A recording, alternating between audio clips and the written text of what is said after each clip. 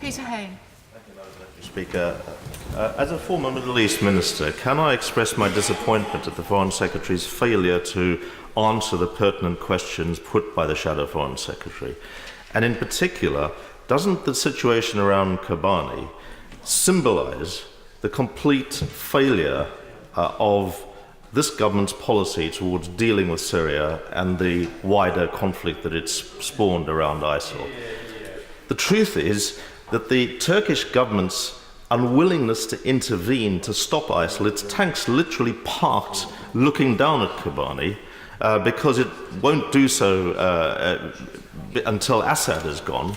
Assad is not going to go, however much we all want him to.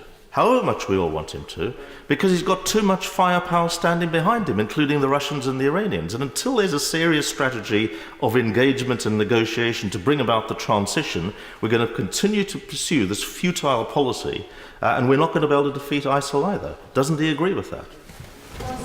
Mr. Speaker, the honourable gentleman says that he speaks as a former Middle East minister, and he will know as well, perhaps better than most, of the complexity of this area.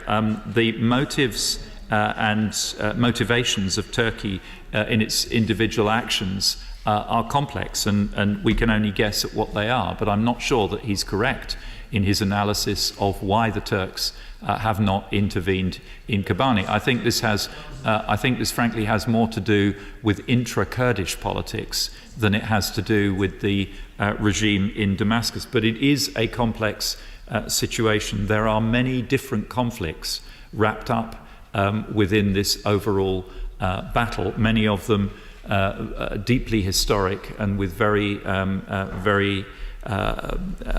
complex roots.